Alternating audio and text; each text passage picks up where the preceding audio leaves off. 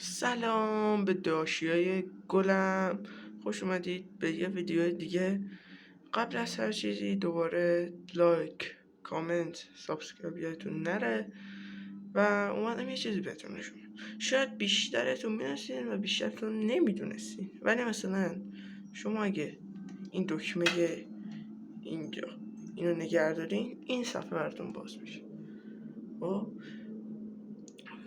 چون بعضیاتون شاید حال نشه باشه پلیسا رو گم کنین یا هر چیز دیگه، بخواین ماشینایی که توی گاراژتونه رو بردارین ولی دلتون نمیاد، حالا هر چیز، اینجا گزینه آخر میزنید، ضبط رو میزنید دوباره و اینجا میتونید هر شخصیتی که دوست دارید رو بردارید. مثلا اینجا اینا بذارید بهتون نشون بدم، همه اینا توشون اسکینه کله. و اینجا یه ستینگ داره که اینو وقتی بزنید روزا میتونید روز و شب میتونید بکنید، هوا رو میتونید عوض کنید و پلیس هم میتونید آف کنید، روی آخری بذارید یا کلا آفش کنید دیگر.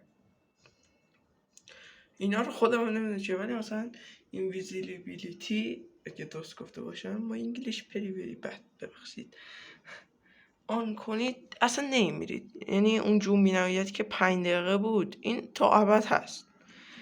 اینا هم قابلیت های دیگه هست، مثلا من همیشه اینویزیبیلیتی و جامپ رو آن میکنم، جامپ بلند هست اونا آن میکنم و پلیس هم همیشه میبرم که اذیت نشم.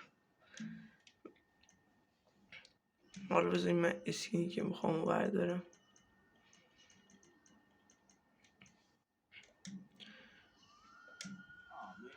من فرانکلین همیشه برمیدارم چون بقیه اسکینا نمیرن توی ماشین، یعنی تا دوربین سوم شخصش فقط کار میکنه، ولی مثلا شخصیت های اصلی میرن داخل ماشین. من برم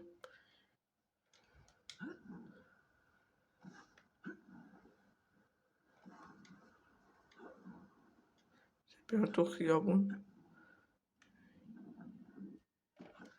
اینجا الان یه گزینه‌های جدیدی هست، شما دوباره همون رو نگه دارید ببینید که ستینگ اومده، لوکیشن اومده، این اشتباه شد، بیا برو لوکیشن اومده. هر لوکیشنی اینجا بخواید میتونید برید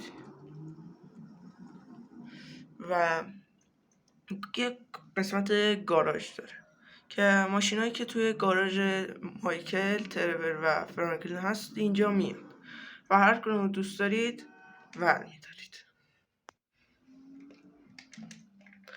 و کل ویدیو همین بود، فقط اومدم اینو بهتون یاد بدم و مرسی که این ویدیو رو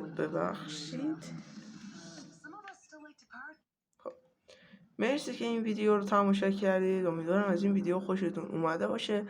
لایک، کامنت، سابسکرایب نره و تا ویدیو بعدی گودبای.